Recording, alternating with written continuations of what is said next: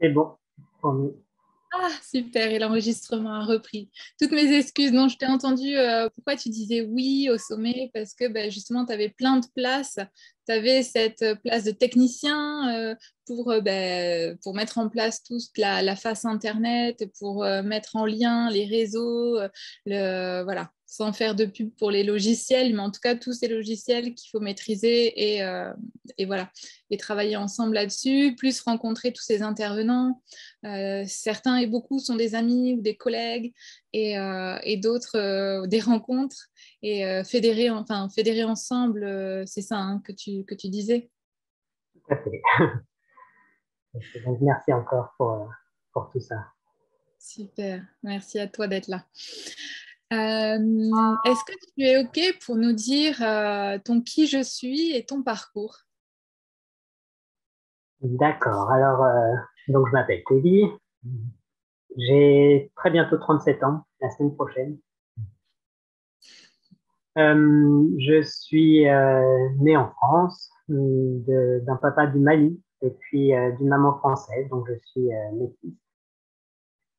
Et bon, j'ai une enfance classique, des plus classiques, normales. Tout s'est bien passé durant mon enfance. J'étais quelqu'un d'heureux. Mais au bout d'un certain temps, peut-être dans la période de l'adolescence, j'ai quand même eu un moment où je me suis posé beaucoup de questions existentielles. Euh, la vie classique telle qu'on me l'a proposée, un travail, une famille, tout ça, ça ne me parlait absolument pas. Ça n'avait à un moment plus d'intérêt et donc toutes ces questions ont fait que je me suis tourné vers la spiritualité. Et ça a commencé à me passionner. Donc j'ai lu les textes fondateurs des grandes traditions, surtout orientales, du yoga, et donc ça a été un cheminement qui s'est ouvert devant moi.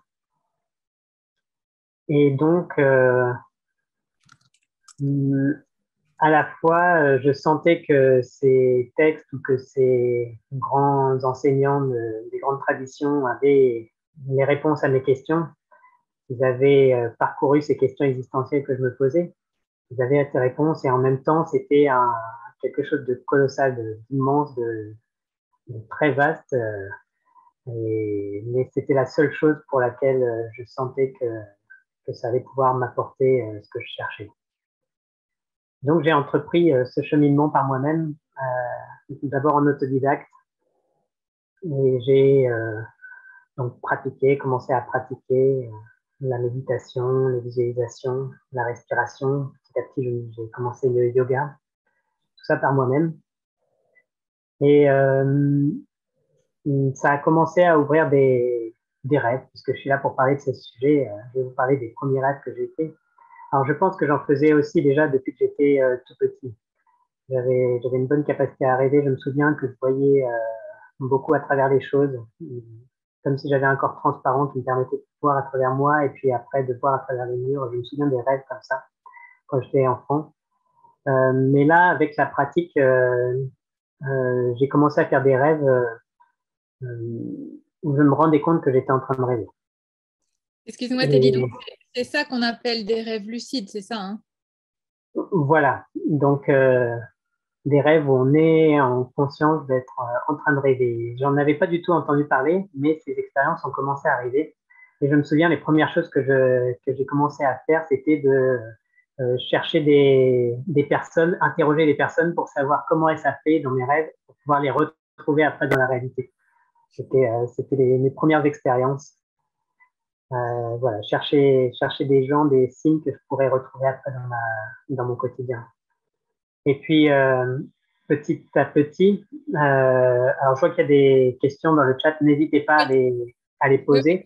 je te les Mais pose, moi, t'inquiète pas. voilà, j'y reviendrai aussi. Et puis, bon, normalement, je vais être amené à vous partager quelques-unes de mes expériences, quelques-uns de mes rêves. Si vous avez envie, vous, de votre côté aussi, de partager des choses, c'est très rare d'avoir des espaces où on peut aborder ce genre de sujet. Les rêves, c'est quelque chose de très intime. Et puis, je sais, par rapport à beaucoup de personnes que j'ai accompagnées jusque-là, ou avec qui j'ai pu échanger sur les rêves, que c'est quelque chose qui est parfois très mal accueilli au sein de la famille, au sein de la société.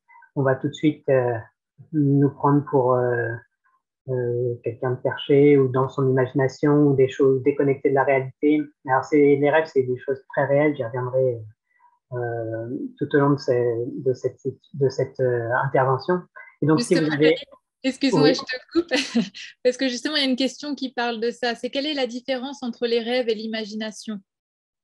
Hmm. Alors, souvent, l'imagination, on est plus à l'état de veille. Les textes traditionnels orientaux du yoga parlent de trois états.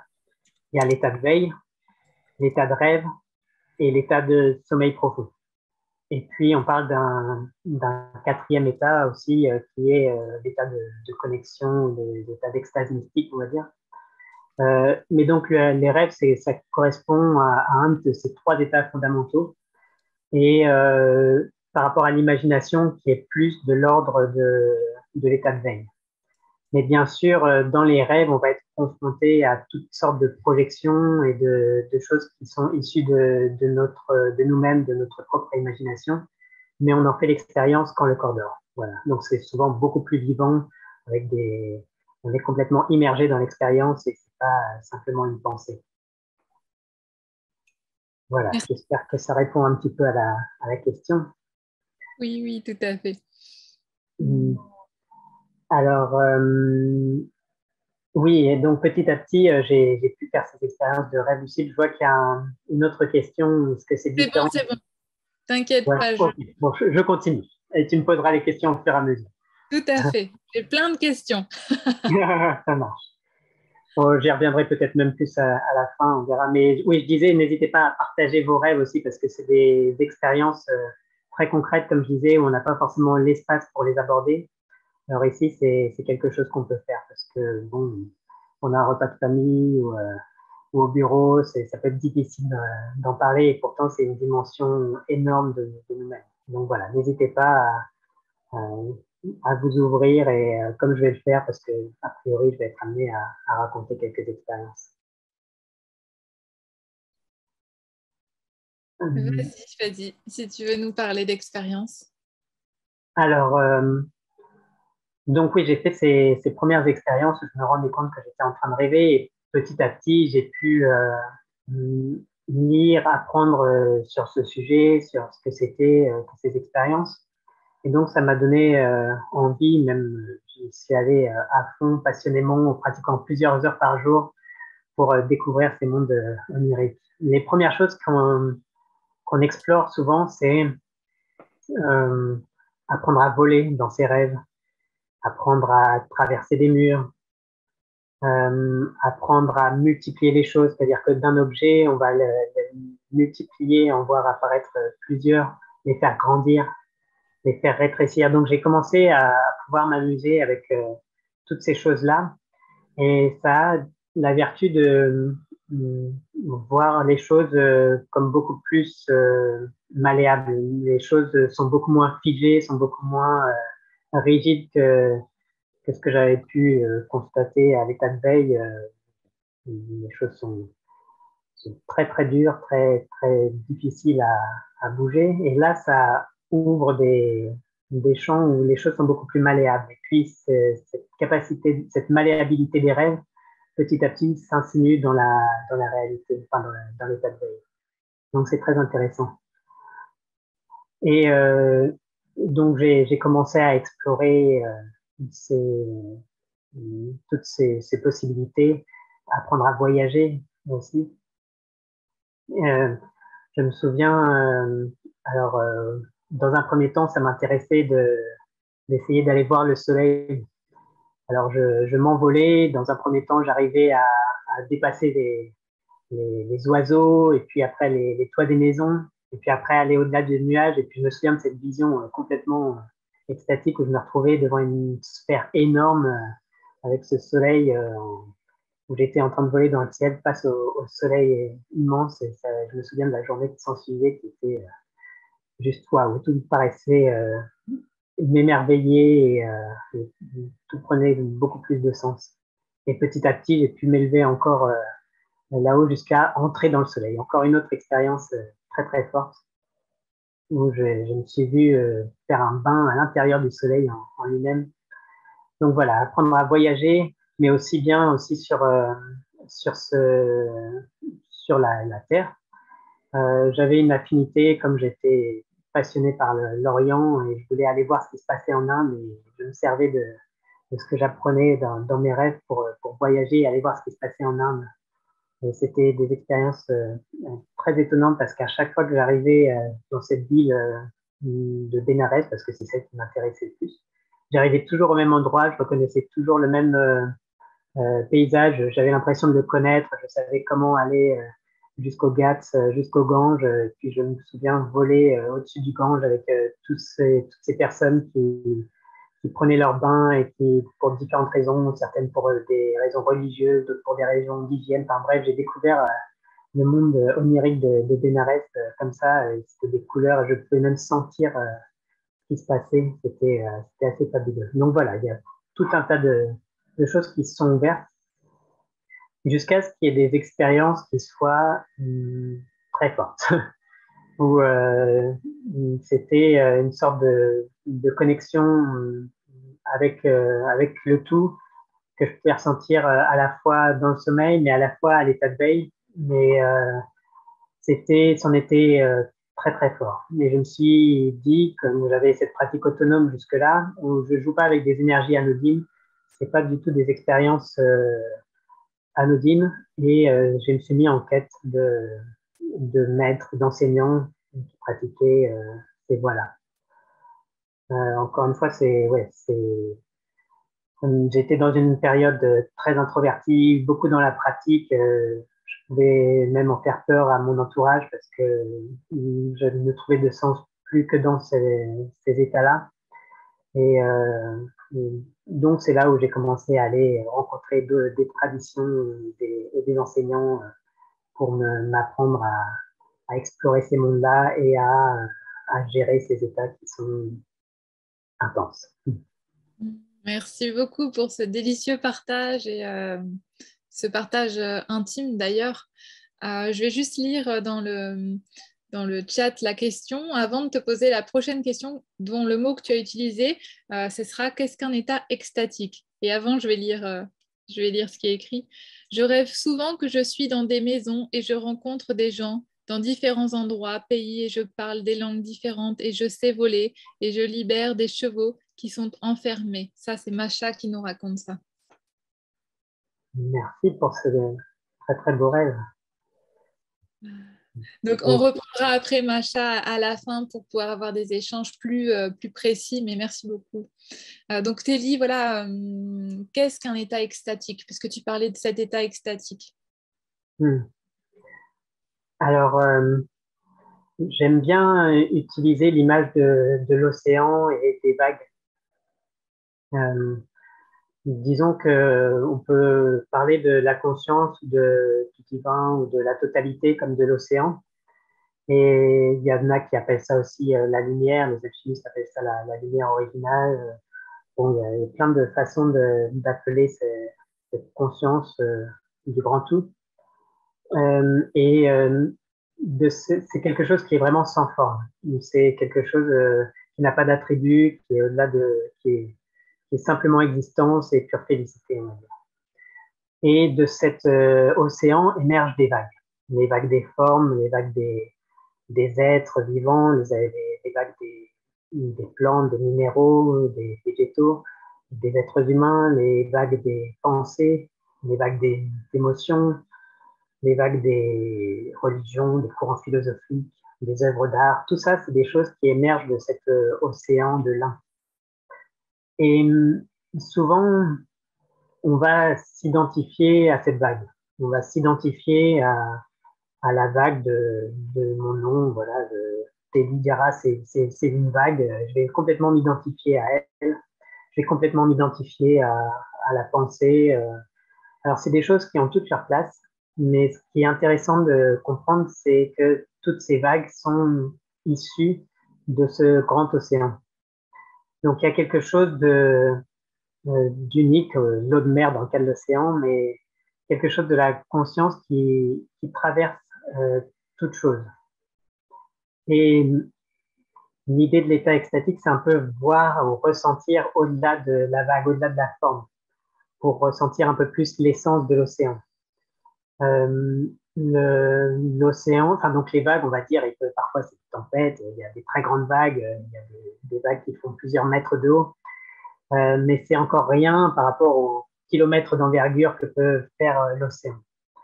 Donc parfois, par la grâce ou par la pratique ou spontanément ou par un enseignant ou par un maître, on va se désidentifier de la forme, se désidentifier de la vague pour embrasser un petit peu plus l'océan.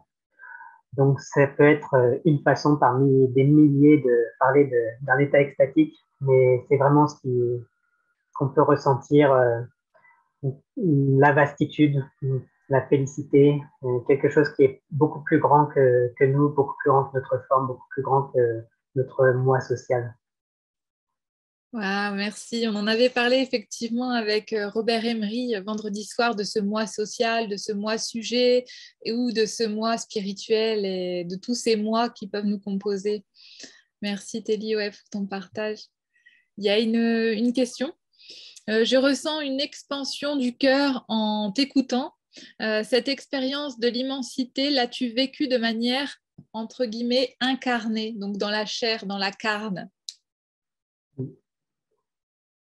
Alors, c'est une merveilleuse question. Oui, c'est euh, les plus grandes expériences. Bien sûr, les rêves ouvrent vers des expériences comme ça, extatiques ou très fortes, mais petit à petit, ça ouvre aussi, bien sûr, le monde de l'état de veille. Et je pense que les plus grandes expériences que j'ai vécues ont été à l'état de veille, les yeux bien ouverts. Parce qu'après, petit à petit, il y a beaucoup moins de séparation entre ces différents états, rêve, veille. Il y en a qui peuvent rêver à l'état de veille en étant bien réveillés, d'autres qui ont ces expériences de rêve lucide, on est un peu à l'état de veille dans ces rêves. Tout ça, c'est des zones très floues qui disparaissent petit à petit parce que bien sûr, on va vers l'unité, vers cette unité de l'océan où plus rien n'a de séparation, dans un premier temps, on fait ces expériences de façon un petit peu cloisonnée et après, ça s'entremêle et tout devient un petit peu un veille, rêve, sommeil. Voilà. Hmm. Peut-être aussi, comme on l'a abordé encore une fois avec Robert, il y a le jeu sujet, je suis, et il y a le jeu spirituel, et que au début, peut-être, on est tantôt l'un, tantôt l'autre, mais qu'après, on est toute cette globalité à la fois et qu'on a cette capacité générale. Est-ce que c'est ça? Ouais, bien sûr. Alors, pour reprendre cette image des vagues et de l'océan, la tentation peut être forte de rejeter la vague, de rejeter les formes. Il y a beaucoup d'enseignants, de mystiques qui renient les formes, la dualité, les pensées, tout ça. Et donc, bon, je suis plutôt dans une voie qui embrasse à la fois l'océan et qui ne rejette pas du tout les vagues, qui accueille aussi ces vagues. Il y a l'eau de mer, cet océan de la conscience, qui traverse chacune de ces vagues et à travers des expériences sociales, où toutes les expériences, en fait, on peut toucher à cette immensité, donc, y compris à l'intérieur même de cette dualité, à l'intérieur du corps, à l'intérieur de la société. Donc, on rejette rien, bien sûr. Oui, on en parlait tout à l'heure, tout accueillir, accueillir sans rejeter, laisser partir sans retenir. Je savais qu'on aborderait cette phrase avec toi, puisque c'est toi qui me l'as enseigné il y a quelques années déjà et que je continue de transmettre et de rencontrer moi-même. Merci, merci. Donc, alors j'ai une question qui suit et qui rejoint un peu aussi ce que May demande par rapport à incarner, par rapport à la chair et par rapport donc au corps, aux fascias, aux muscles, aux tendons, aux os, à tout ce qui nous compose.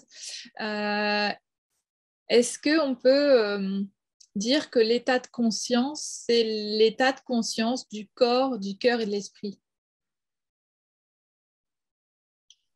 Alors, Qu'est-ce que la conscience pour toi?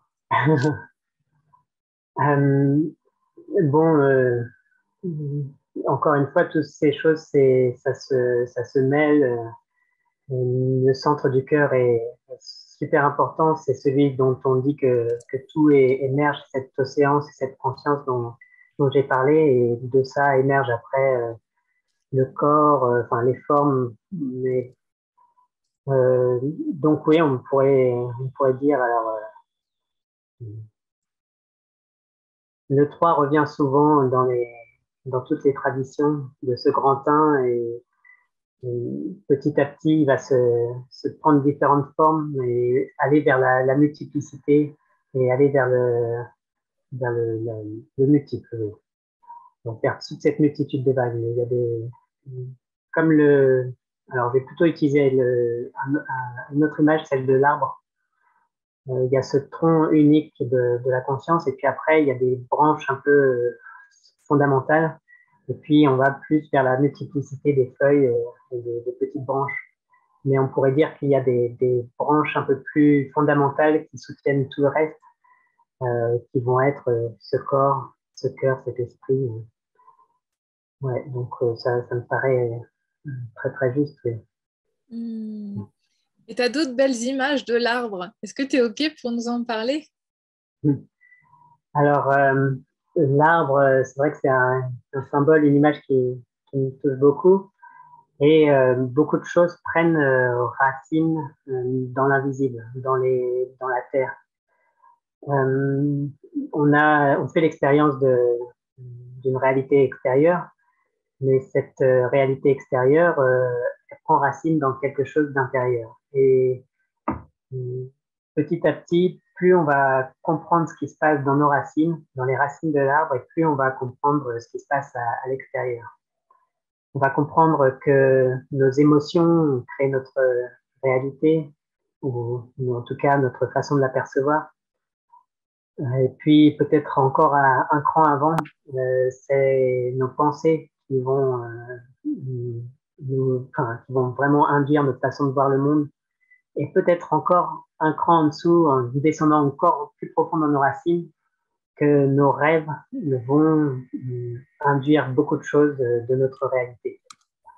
On peut penser que, alors tout ça c'est dans les deux sens, mais on peut penser que souvent c'est ce que je vais vivre dans ma journée qui va induire les rêves.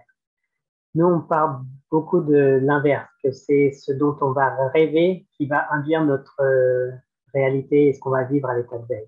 Donc c'est vraiment nos racines les plus profondes dans lesquelles il y a nos schémas les plus archaïques, nos croyances et nos conditionnements les plus intimes qui vont déterminer beaucoup de choses à l'état de veille.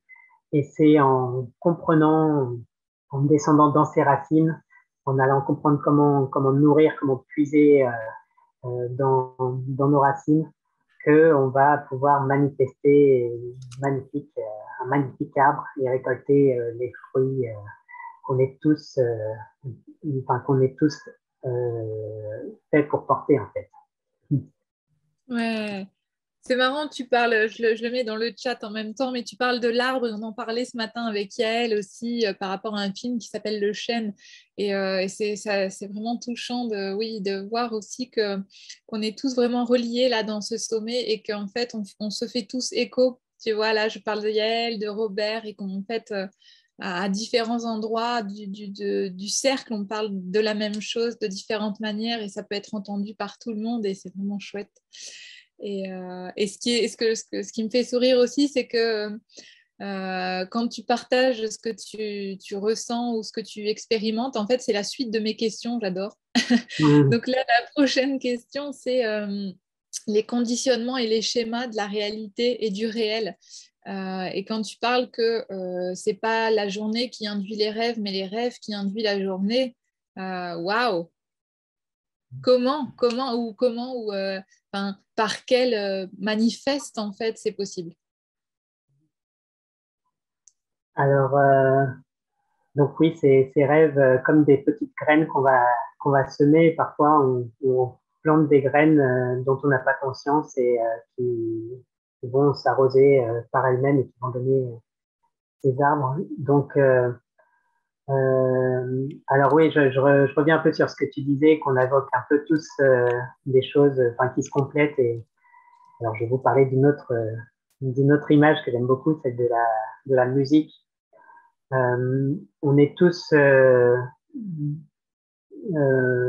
musiciens, alors je parle de façon symbolique, mais on a tous notre instrument, on a tous un corps qui est un merveilleux instrument. Et l'idée, c'est de de s'accorder à cette grande musique de l'océan, enfin cette grande musique du grand tout. Et petit à petit, quand on commence à être accordé, ben, on peut jouer avec d'autres musiciens. Et même si les musiciens ne jouent pas le même instrument que nous, il va y avoir une harpe, il va y avoir une guitare, une flûte, mais on se rejoint sur le fait qu'on est accordé tous sur les mêmes gammes, sur la grande musique en fait. Et donc les mélodies ne sont pas les mêmes, les sonorités, les tonalités ne vont pas être les mêmes, mais pourtant on va tous parler un peu le même langage de la musique. Voilà. Et donc, alors je reviens un peu sur cette, sur cette notion de les rêves créés, ou en tout cas est fortement impliqués dans ce qu'on vit tous les jours. Euh, Souvent, bon, il y a beaucoup de personnes qui ne rêvent pas, en tout cas ne se souviennent pas de leurs rêves. Et quand on creuse un peu, parce que c'est pas très difficile d'arriver à se souvenir des rêves, on va, dans un premier temps, se confronter à toutes les chocs ou les traumatismes qui ont pu être accumulés tout au long de notre vie. C'est très simple. Parfois, on faisait beaucoup de rêves quand on était enfant, et puis on a voulu les évoquer ou dire on voit ci, on voit ça, et puis les parents ou la société nous ont dit faut pas se préoccuper de ça, c'est pas bien, c'est pas donc on a refoulé un certain nombre de choses. Donc sur le plan des rêves, mais on a pu aussi refouler un certain nombre de chocs et de traumatismes que le corps lui n'oublie jamais, que l'inconscient lui n'oublie jamais. Et donc tout ça, ça peut induire qu'au fur et à mesure, on se déconnecte de cette partie de nous enfouie, donc des racines dont j'ai parlé, et qu'on va ne plus se souvenir de nos rêves, ou on va s'identifier complètement à la vague en oubliant la partie de l'océan. Et donc petit à petit, très souvent, quand on commence à explorer les rêves, on voit tout ça ressurgir. Tous les traumatismes, les conditionnements très forts, les blessures de l'âme, comme certains évoquent très bien, les trahisons, les humiliations, les peurs, les sentiments d'abandon, tout ça, ça se manifeste dans les rêves. Alors, soit c'est de manière très concrète, on subit dans les rêves, on se fait agresser, on se fait attaquer, on cherche à fuir, on croit à toutes sortes de peurs. Mais il faut bien se dire que si on n'a pas conscience de nos rêves, tous ces mécanismes-là sont actifs dans notre vie. Euh, tous ces mécanismes de peur ou de fuite ou de doute ou d'humiliation, tout ça, si on n'en a pas conscience à l'intérieur de nous, on va les vivre à travers dans notre quotidien. Et donc, euh, tout l'enjeu, c'est d'en prendre conscience et cette fois d'y faire face, de les accueillir, de les considérer et d'en prendre conscience. Donc, et petit à petit, donc, on va pouvoir se familiariser avec nos peurs, avec nos émotions les plus profondes et leur permettre de se transmuter. Waouh, Voilà. quel programme! Ça donne beaucoup d'envie et d'espoir, j'ai envie de dire. Alors, je note, ne t'inquiète pas, il y a plein de messages sur le chat, on en reparle après.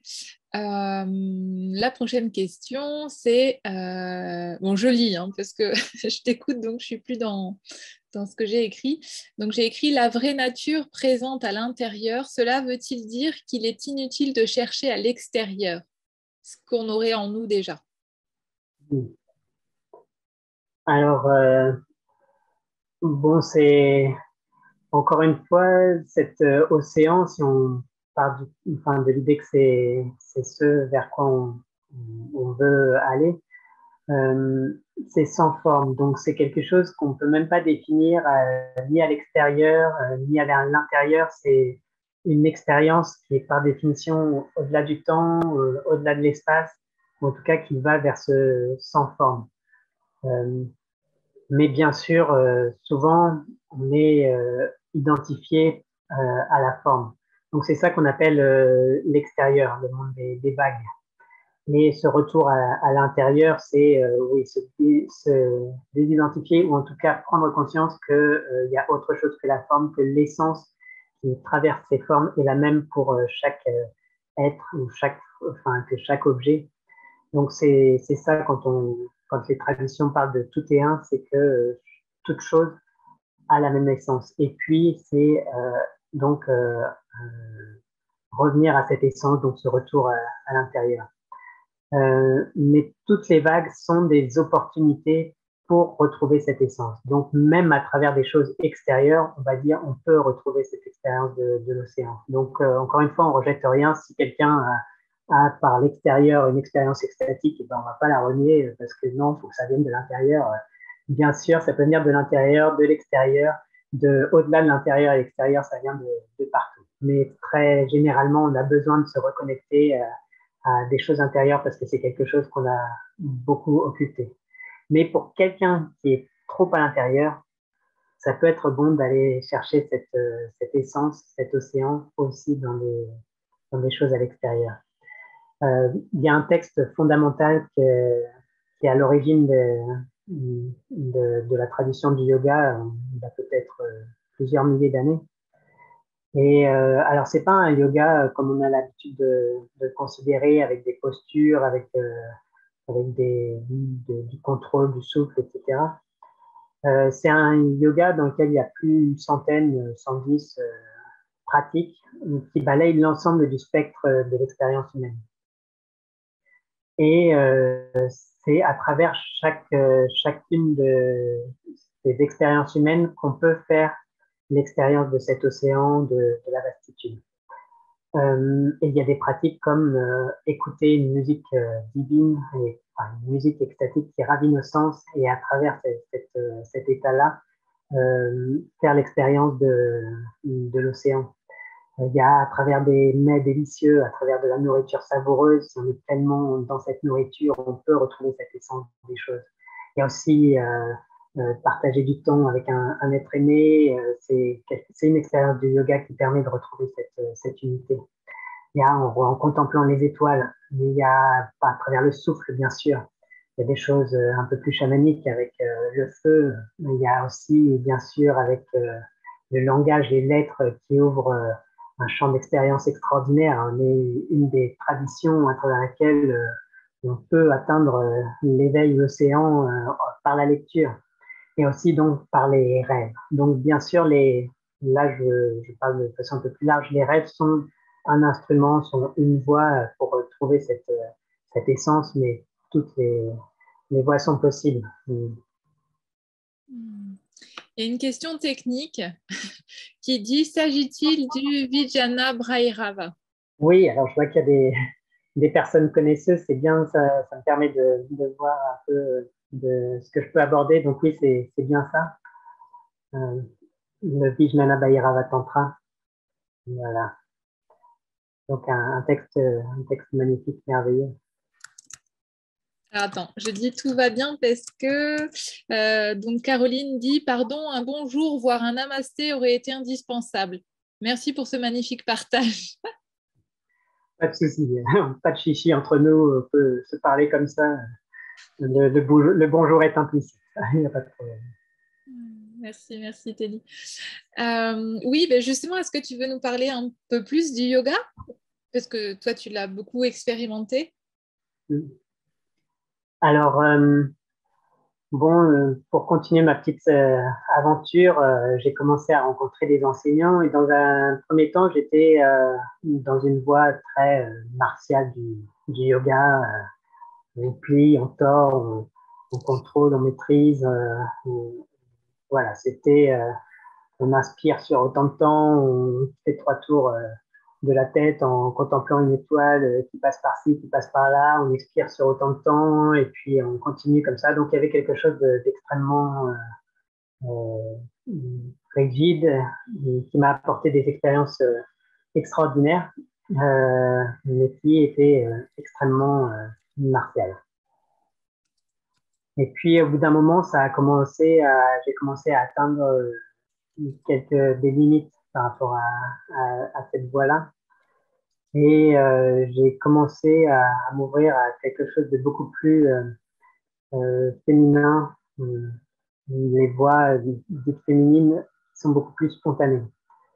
Donc, le yoga dans lequel j'étais, et encore une fois que je ne renie pas du tout, une voie extraordinaire, mais qui pouvait être extrêmement dans la forme, finalement.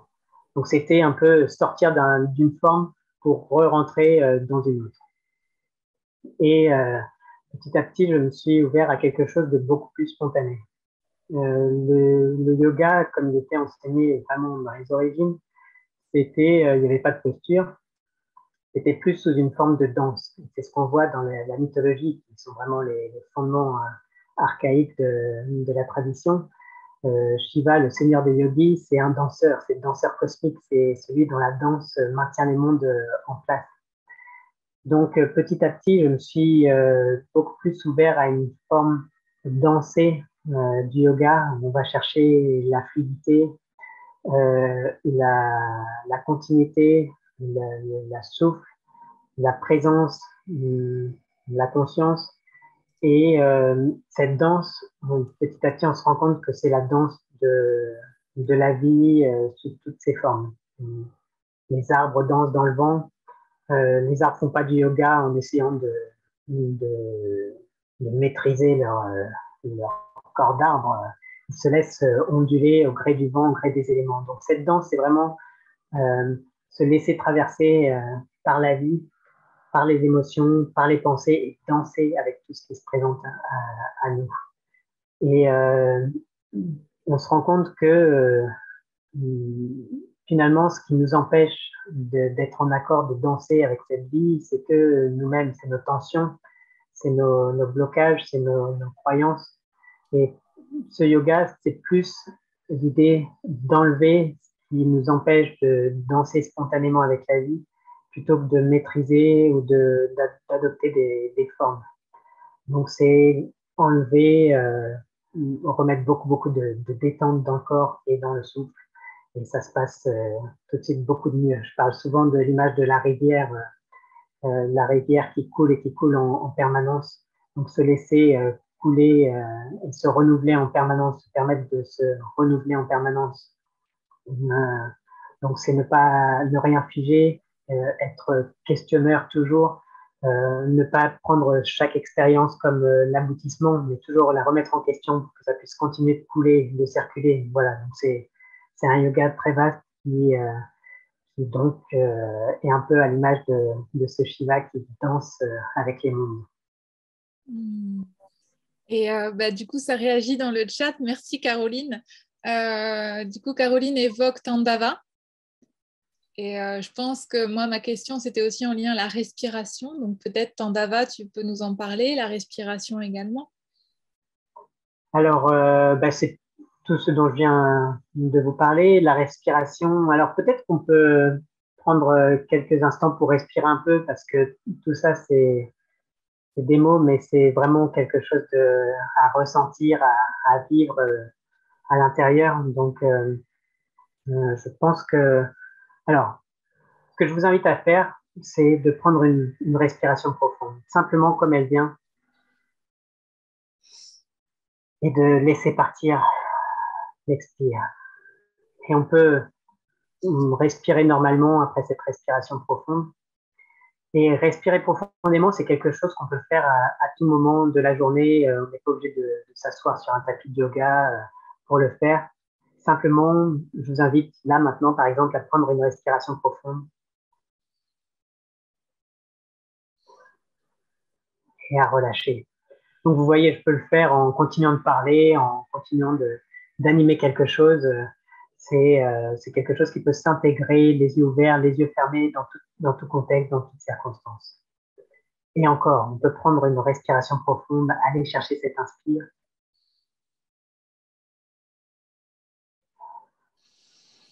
Et laisser partir l'expire. Alors peut-être qu'il peut se passer des petites choses avec cette respiration, ou des grandes choses, pourquoi pas. Des sensations, des picotements, ça peut peut-être donner chaud, donner froid. Ça peut peut-être ne rien se passer. On accueille tout ce qui se présente. Et je vais vous proposer de prendre à nouveau une respiration profonde à travers tout ce qui se présente à vous.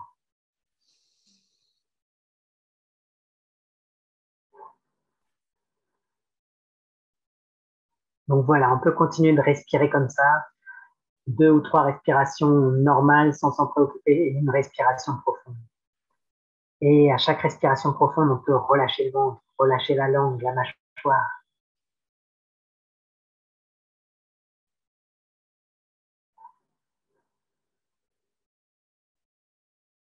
Alors on prend la respiration comme ça vient, c'est surtout détendre le ventre, détendre la mâchoire. On ne se préoccupe pas de respirer d'abord par le haut, par le bas ou l'inverse.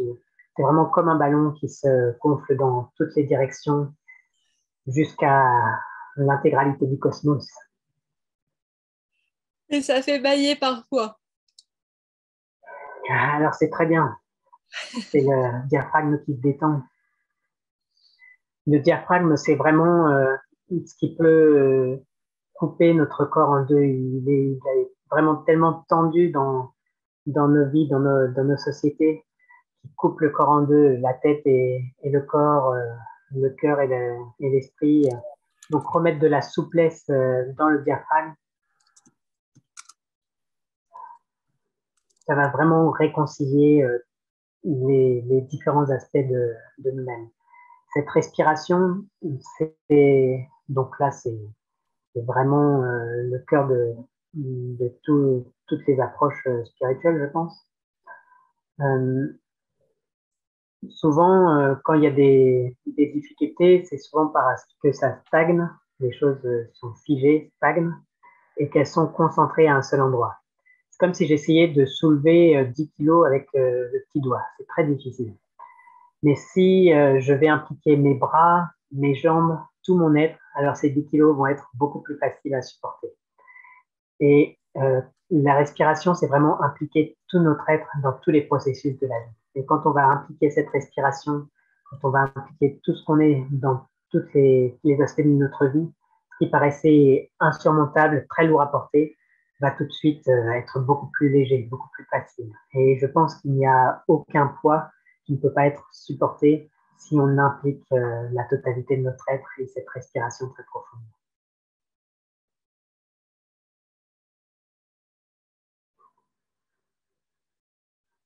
Voilà, donc je vous invite, si vous avez envie de continuer de respirer de cette façon au fur et à mesure de cette conférence, de cette intervention, n'hésitez pas, ça peut faire énormément de bien, ça peut ouvrir beaucoup de portes. Et puis, oui, j'ai dit impliquer la totalité de notre être et faire circuler la souffrance, la douleur provient de la stagnation. Cette respiration permet de remettre du mouvement toute notre vie, dans nos pensées, dans nos sensations, dans nos émotions. On va aller chercher les émotions qui ont pu rester cristallisées, figées, stagnantes. Et remettre du mouvement, c'est vraiment la clé parce que ce qui émerge de l'océan retourne à l'océan. Il suffit simplement de l'accompagner. Donc, on n'essaie pas d'empêcher les vagues, on n'essaie pas d'empêcher les émotions, de stopper les pensées, mais ce qu'on essaie, c'est de les accompagner dans le mouvement pour qu'elles puissent retourner dans l'espace d'où elles viennent. Cet océan qui est aussi le cœur. Voilà. Donc l'état de yoga, c'est pas quelque chose où on veut arrêter les émotions, on veut arrêter les désirs, on veut arrêter les pensées, mais c'est quelque chose qui a du mouvement à travers tout ça. Et souvent, les états de yoga sont extrêmement passionnés, c'est du désir pur, c'est de la passion pure, c'est des émotions, c'est fois mille en fait. mais elle ne se fige pas, elle ne stagne pas, elle ne se cristallise pas. Elle nous accompagne et un état qui était vrai il y a un instant est complètement autre chose l'instant d'après. Donc c'est plutôt ça la façon dans laquelle je vois le yoga. Wow, merci beaucoup, Telly. Il y a beaucoup de messages, dont merci pour ton discours imagé, parce que ça permet de voyager, je pense.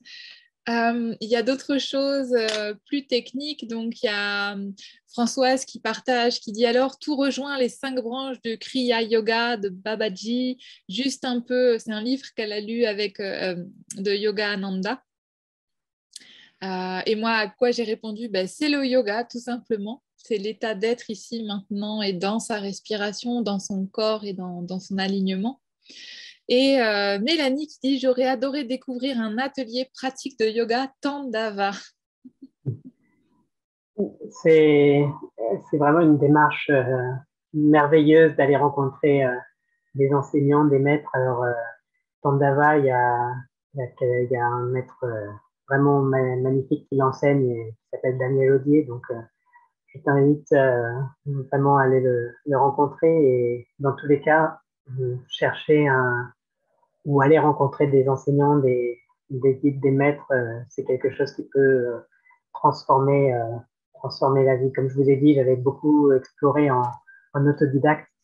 Et puis, à un moment, j'ai touché à des états qui étaient beaucoup plus que je ne pouvais en supporter et j'ai fait cette démarche de rencontrer des maîtres.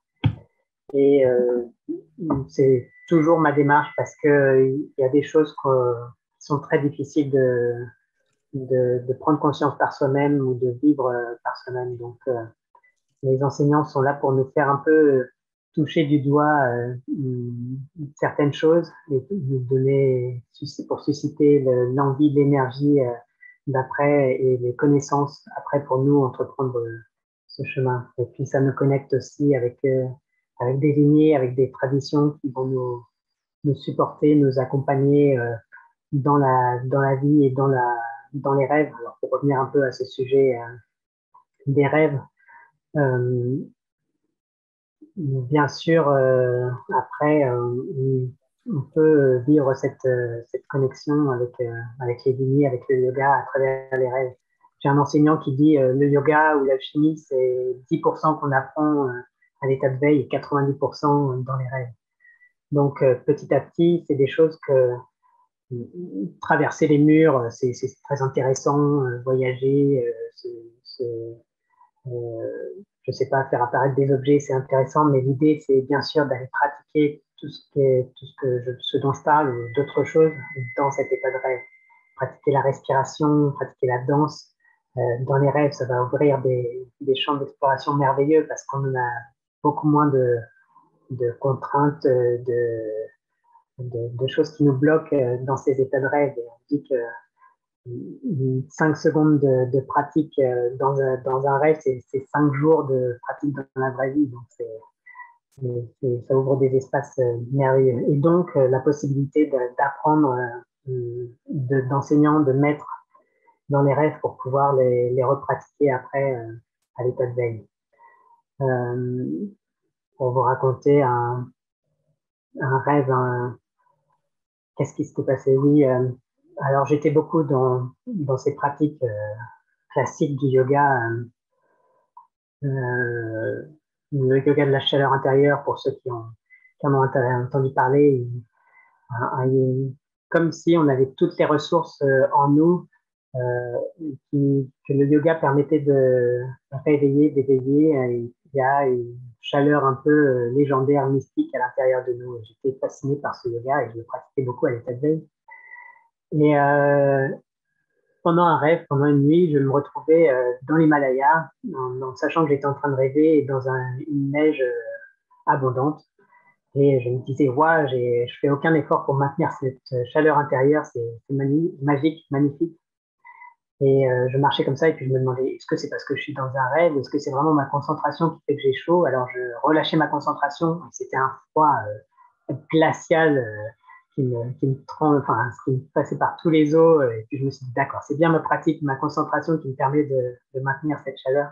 Et je continuais comme ça et je sentais un appel vers une initiation jusqu'à ce que je rencontre un maître dans ce rêve tibétain qui, face auquel je me suis assis et je voyais donc de sa main passer un fluide de lumière et qui a commencé à m'envahir. Et petit à petit, tout dans mon rêve commençait à émaner de la lumière. Les arbres, la montagne, la neige, le ciel, les étoiles. J'avais la sensation de percevoir chaque chose de façon très intense et très, très lumineuse. Et après, ça m'a emmené dans des formes géométriques et lumineuses incroyables. Et je me suis réveillé un peu avec cet état où je continuais de percevoir cette lumière à travers toute chose pendant plusieurs heures, plusieurs jours après. Donc, il y a des initiations comme ça qu'on peut recevoir dans les rêves qui vont nous ouvrir beaucoup de portes dans notre quotidien, dans notre vie de tous les jours.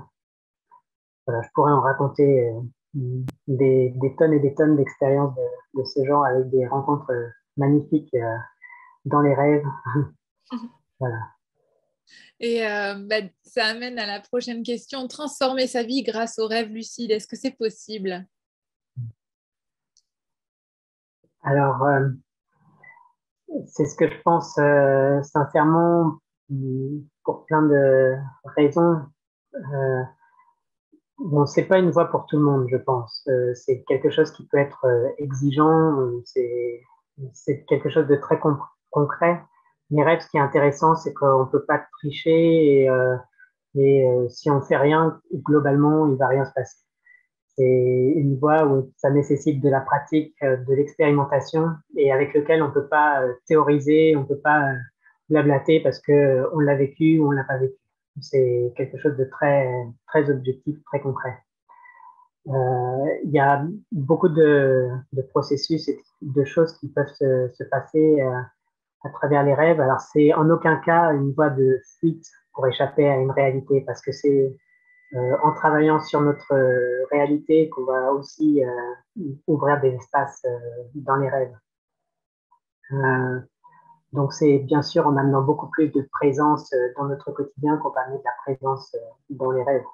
Et donc, c'est pas quelque chose, ouais, c'est vraiment pas une voie de fuite. Ensuite, la première chose qu'on va rencontrer, comme j'en ai parlé un petit peu, c'est nos projections. On va être confronté à toutes sortes de projections, nos projections psychologiques, nos traumatismes, etc. Et c'est les premières choses en général qu'on va rencontrer. Et c'est des questions qui sont très, très délicates parce que quelle est la nature de ce que je projette, de mon imagination et quelle est la nature un peu d'expérience plus objective, d'expérience un peu plus réelle. Bon.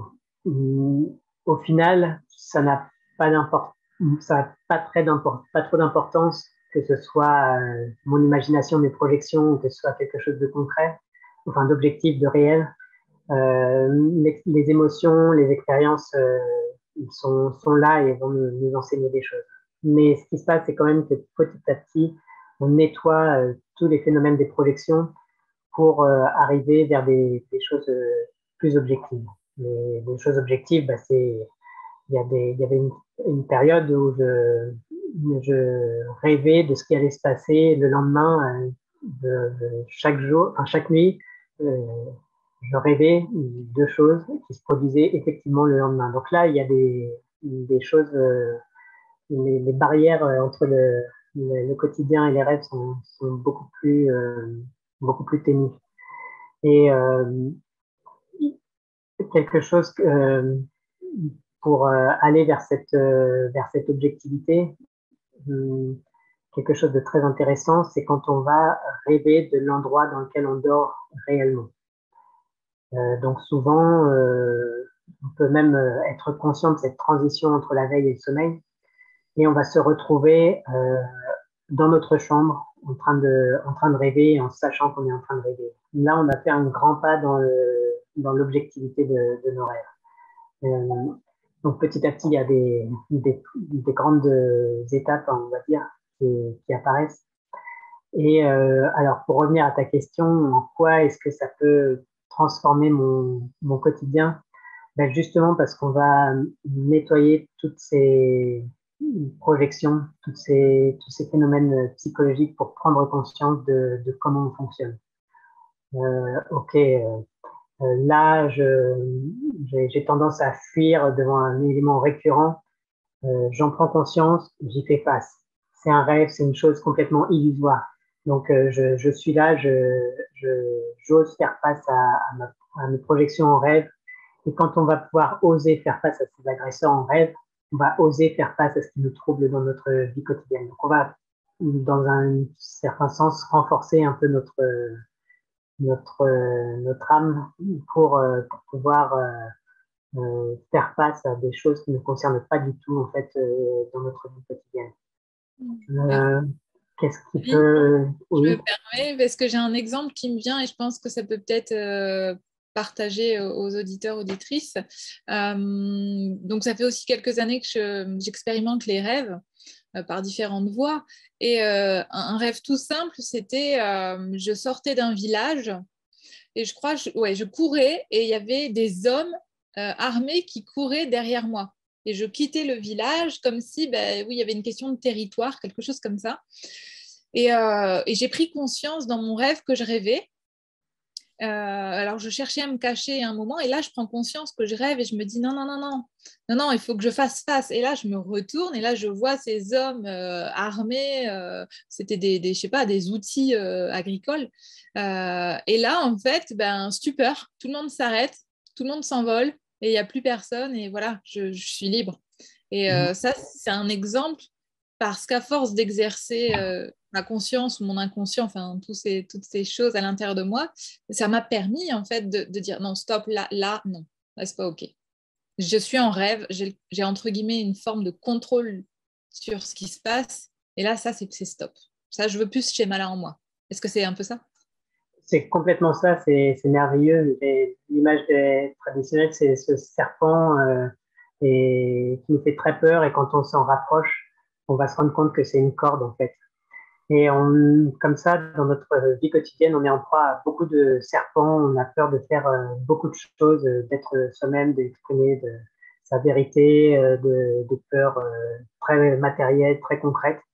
Mais en fait, quand on va en prendre conscience, notamment à travers les rêves, il y a encore une fois d'autres voies, ben on va se rendre compte que si on ose y faire face, si on ose les regarder, ces peurs se transforment en cordes. Et plus on va prendre conscience de ces peurs et plus elles vont s'envoler, comme tu dis, et plus on va pouvoir vivre une vie joyeuse, parce que c'est bien ça quand même dont il est question, d'être plus heureux, d'être plus en joie, d'être plus émerveillé par la vie, et avec beaucoup moins de peurs illusoires et de schémas répétitifs illusoires aussi qui vont nous enfermer en fait.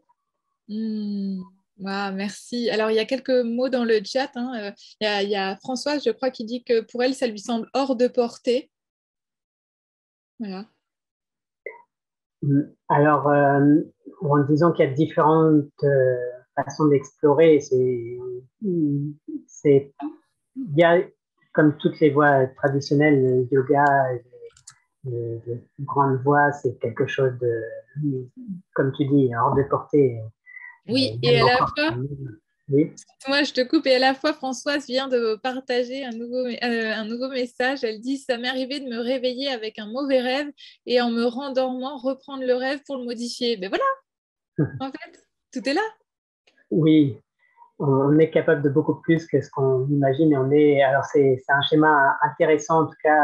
Moi j'aime bien voir tout ce qui nous limite justement et cette notion de hors de portée. C'est les premières choses enfin, vraiment c'est une voie d'introspection et alors mon objectif à travers toutes les expériences que je vous ai racontées, c'est pas de vous culpabiliser ou de mettre la barre trop inaccessible ou c'est pas du tout mon but, mais comme tu l'as exprimé, chacun à notre façon, il est capable de beaucoup plus que ce qu'on peut imaginer. Donc, c'est pas l'idée de se comparer avec quelqu'un d'autre, mais que là où on en est, qu'est-ce que je peux faire, quel pas je peux faire pour m'alléger encore un petit peu. Si on regarde le sommet de la montagne, on se dit, oh, ben, ça sert à rien que j'essaie d'aller jusqu'au sommet, c'est inaccessible, c'est inenvisageable pour moi. Mais par contre, si je décompose le chemin qui mène en pas à pas, quel pas je peux faire aujourd'hui à ma portée qui me permettent de m'alléger, de m'ouvrir, ouais, d'être un peu plus heureux, là, c'est tout à fait possible. Et petit à petit, pas à pas, on va se rendre compte qu'on a fait beaucoup, beaucoup, beaucoup plus de chemin qu'on s'en pensait capable au moment où on est parti. Voilà. Donc, bien sûr, il y a des choses qui sont inaccessibles et pour moi aussi, et c'est aussi quelque chose de merveilleux. Si tout était accessible, ce serait pas, il manquerait quelque chose. Donc ça, c'est ce qu'on appelle un au-delà de Shiva. On le remet au grand océan, au grand tout, au grand mystère et on n'y accédera jamais et c'est OK. Et c'est au contraire, c'est quelque chose de merveilleux. On ne peut pas avoir accès à tout. C'est ça, c'est un chemin d'expérience, quoi. Mhm. On peut pas avoir accès à tout. Alors, il y a plein de messages encore et d'autres que j'ai notés, hein. Il y a Françoise qui dit honnêtement, je pense que c'est à cause du manque de courage de commencer ou de continuer une pratique. Alors oui, ça demande du travail, effectivement.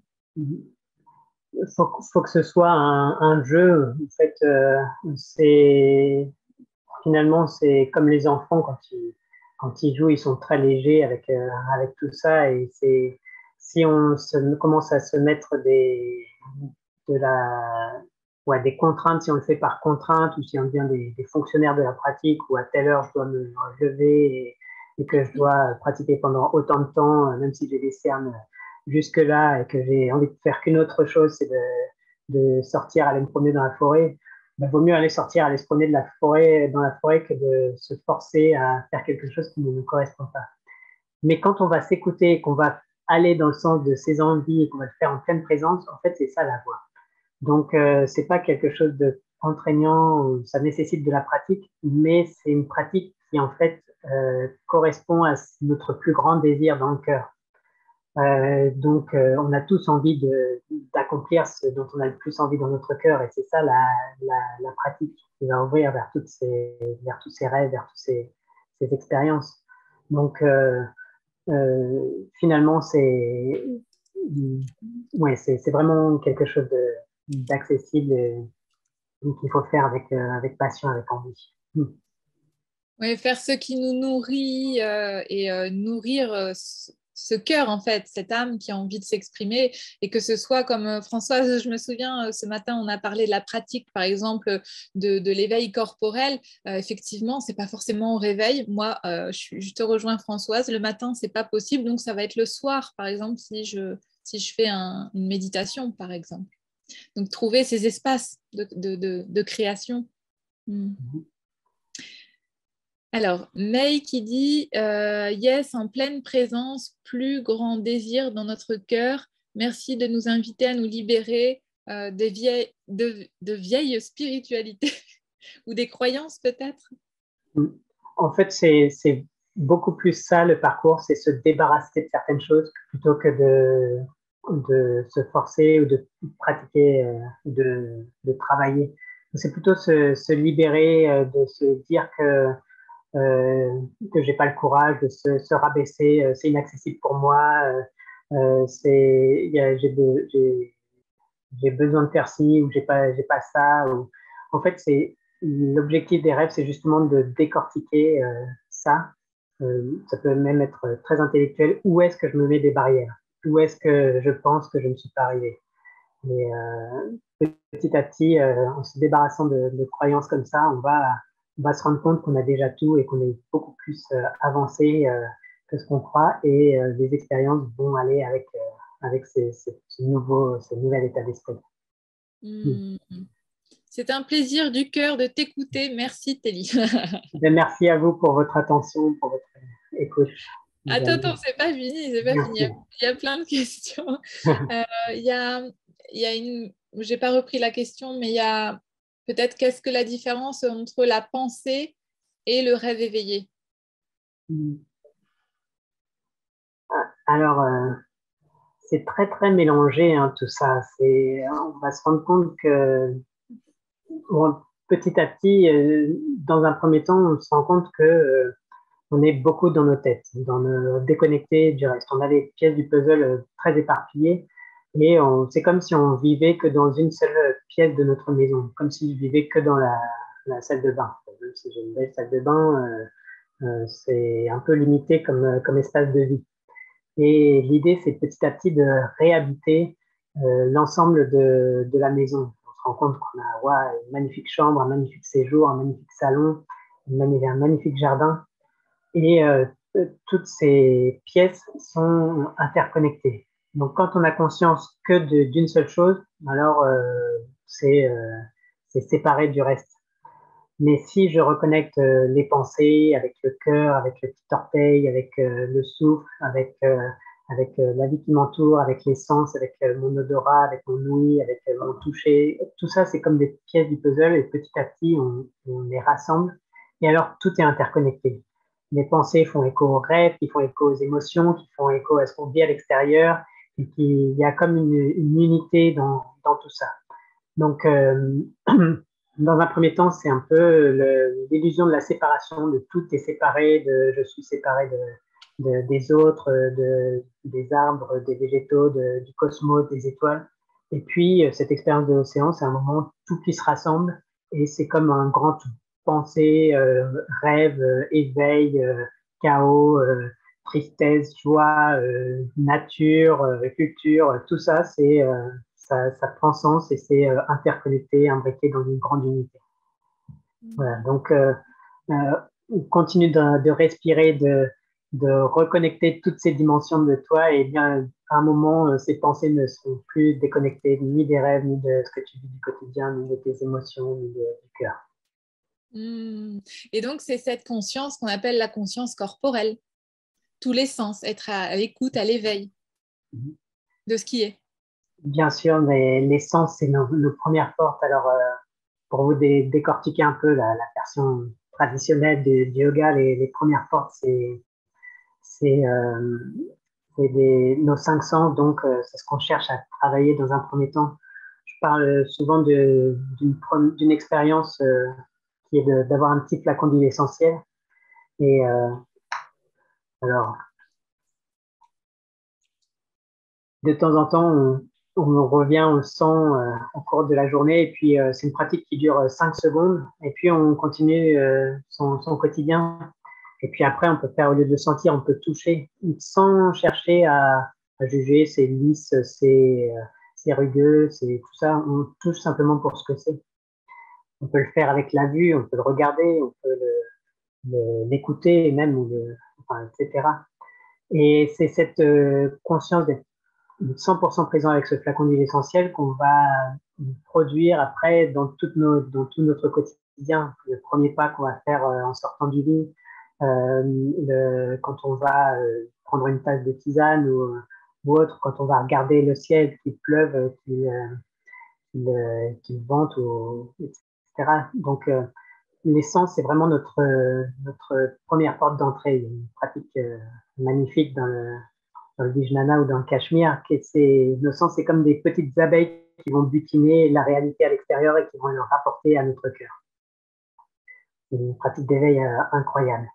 Et ce qui se passe, c'est que souvent, il y a deux façons d'appréhender ces sens. Il y en a une qui va juger, qui va discriminer. Il y en a une qui va dire c'est beau, c'est moche, c'est grand, c'est petit, ça pue, ça sent bon, c'est rugueux, enfin, etc. Ça, c'est la partie de nous qui va s'identifier à la vague. Elle va mettre une forme, mettre un nom, c'est un flacon, c'est de la sauge, c'est du laurier, etc. Donc, elle a toute sa place, bien sûr. Mais il y a une partie de nous, donc ça, c'est notre sixième sens un peu, celui qui appréhende les choses en discriminant. Et puis, il y a autre chose qui est souvent beaucoup plus difficile à contacter, mais enfin, c'est celui vers lequel on essaye de donner plus de place. C'est celui qui appréhende les choses sans coller d'étiquette, sans coller de c'est beau, c'est grand, qui appréhende la chose telle qu'elle est. sans jugement, sans l'enfermer en fait, pour vraiment saisir l'essence. Il y en a une qui saisit la vague et l'autre qui saisit l'eau de mer qui provient de l'océan, enfin, l'essence même de cette vague. Voilà. Et après, on a autre chose, donc c'est tout notre inconscient qui a pu s'accumuler et dont on peut faire l'expérience et qui va être petit à petit à vider tous ces chocs, ces traumatismes, ces croyances. Donc ça, c'est une autre partie du travail. Et petit à petit, pour pouvoir faire au fur et à mesure les expériences telles qu'elles sont, sans aller se remplir pour que ça puisse circuler euh, et se renouveler. Voilà. Passer de l'accumulation à vider le sac et pour faire émerger le renouvellement permanent et la spontanéité. Donc, la porte d'entrée, comme tu l'as dit, c'est le corps, l'essence. Et après, c'est comment sont appréhendés ces sens et comment passer de l'accumulation de traumatismes à l'expérience de renouvellement permanent à la spontanéité. Merci, c'est beau. La spontanéité de cet instant présent, de même peut-être là, comment vous vous sentez à l'intérieur? Qu'est-ce qui se passe pour vous là maintenant? Respirer à travers cette émotion et l'accueillir sans la rejeter, la laisser partir, sans la retenir, même si vous êtes bien avec. Laisser circuler, c'est ça? Chouette. Télie, il y a d'autres questions, d'autres questions ou d'autres réactions. Il y a le sujet de l'argent.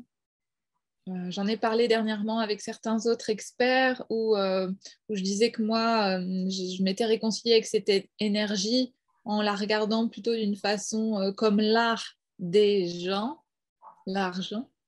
Voilà. Est-ce qu'il y a quelque chose qui est possible à faire avec les rêves, avec cette énergie d'argent? Je ne sais pas. C'était une question, Oui, la recherche. Hein. oui je crois que je l'ai vu passer aussi. Alors, bon, c'est vraiment dans le monde de la forme, cette notion d'argent, mais ça petit à petit, plus on va toucher à cette essence, plus on va reconnecter les pièces du puzzle et plus les choses vont être fluides dans tous les domaines de la vie. Donc, c'est l'idée de, plutôt que de se spécifier sur la problématique, on va aller vers notre essence. Parce que bien sûr, on pourrait faire venir l'argent dans ses rêves de façon par la volonté. Ça marche très très bien. Et on peut approcher le rêve d'une façon intentionnelle. Donc, c'est ce que j'explorais, c'est ce que je vous ai un peu raconté et que j'explorais dans un premier temps. On va rêver avec l'intention de manifester des choses, de manifester de l'argent ou d'autres choses. Et souvent, ça marche, il n'y a pas de problème. Mais l'idée, c'est qu'après, petit à petit, on va beaucoup plus se laisser traverser par les rêves et par la vie de manière générale. Et je vous ai dit, on danse, on ondule avec cette vie, avec le vent, avec les émotions. Et plus on va avoir cette capacité à vivre en ondulant, en respirant, en étant ouvert, et moins les problématiques vont se présenter en fait. Donc les choses peuvent se résoudre par elles-mêmes naturellement par le simple fait que je vais être en accord avec l'essence, avec mes rêves, avec le grand tout. Donc, deux voies. La voie intentionnelle, on essaie de traiter spécifiquement l'argent par les rêves. Ça peut marcher, mais il y a une voie, je pense, plus spontanée, plus naturelle et qui va souvent donner de bien meilleurs résultats. Être en accord avec toutes les facettes de soi. Et c'est par la voie des rêves ou par d'autres voies. Et souvent, ça va se répercuter dans tous les domaines de la vie. Merci Télie. Donc, avant de passer au rêve que Macha nous a écrit au début et à d'autres rêves d'enfants, de métiers que nous a exposés, je ne sais plus qui a écrit ça, et peut-être aussi évoquer l'énergie du cœur, du tambour céleste, hein, du rythme, peut-être, on verra hein, avec toi, Téli. Je vais poser ma dernière question. Est-ce que ça va pour vous? Super. Oui, et puis j'ai partagé aussi dans le chat une prière parce que j'ai vu passer un message au sujet de l'abondance. Et c'est une prière que j'ai reçue il y a quelques années maintenant, que j'ai pratiquée et que je continue de pratiquer parfois, qui dit: l'abondance est dans ma vie. Elle entre de tous bords, de tous côtés et de manière parfaite. Et pour cela, je remercie. Et vous pouvez recopier cette prière, la mettre sur le miroir, comme je disais ce matin, pendant que vous brossez les dents, vous la regardez, vous la récitez. Et vous verrez, il y aura des résultats rapidement. Et l'abondance, vous verrez que c'est d'une vastitude incommensurable et qu'il y a des cadeaux de la vie qui vous arrivent quand on est vraiment dans ce donner-recevoir. Et voilà, donc j'ai partagé ça dans le chat. Et donc, ma dernière question, Téli, quel est ton rêve pour toi et pour le monde? Ben, c'est une super question appropriée au thème de tout ce que j'ai évoqué sur le rêve. Alors,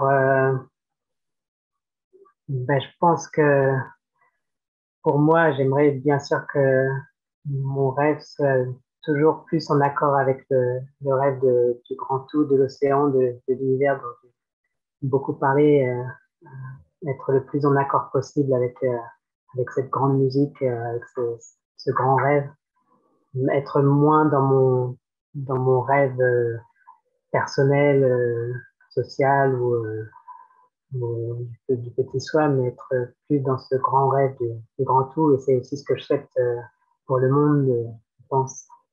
Que les gens prennent conscience non plus du rêve matériel ou social, mais prennent conscience du rêve du cœur, qu'ils accomplissent ce rêve de leur cœur et qui souvent va être en harmonie, en accord avec ce grand rêve de l'univers.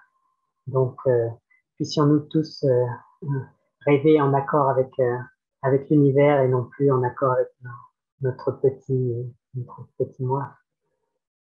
Waouh! Et faire une musique collective, c'est ça? Comme Voilà, un grand groupe de musiciens qui viendraient s'harmoniser avec le rythme du cœur de la terre-mère, peut-être? c'est tout ça dans la tradition, dans la mythologie du yoga. Donc, il y avait Shiva et Shakti qui étaient enlacés amoureusement l'un l'autre, et puis ils ont décidé, donc ça c'est ce grand océan, et puis ils ont décidé de manifester la forme à un moment, de matérialiser la création, et la première chose qu'ils ont créée, c'est la musique. Donc, bien avant de créer les dieux ou les êtres vivants ou les êtres humains, la première chose qui a émergé dans la tradition du yoga, c'est la musique. Donc c'est une image que j'adore, et la première chose, c'est donc de s'accorder, tous les musiciens savent, s'accordent les uns avec les autres et pour après jouer quelque chose, et la musique est tellement extatique et nous transporte tellement dans des mondes incroyables que c'est vraiment mon rêve, comme tu l'as dit, qu'on puisse tous jouer en harmonie avec cette musique du grand tout. Waouh, c'est beau, merci. Donc, je vais juste regarder encore une fois les expressions et les questions. Un grand merci pour tout ce que tu nous as partagé, effectivement, pour ton discours imagé qui nous transporte dans cet océan et dans ces émotions. Et puis, si vous voulez aussi poser directement vos questions à Télis, c'est possible. Voilà, avec vos caméras ou sans vos caméras, faites ce qui est bon pour vous.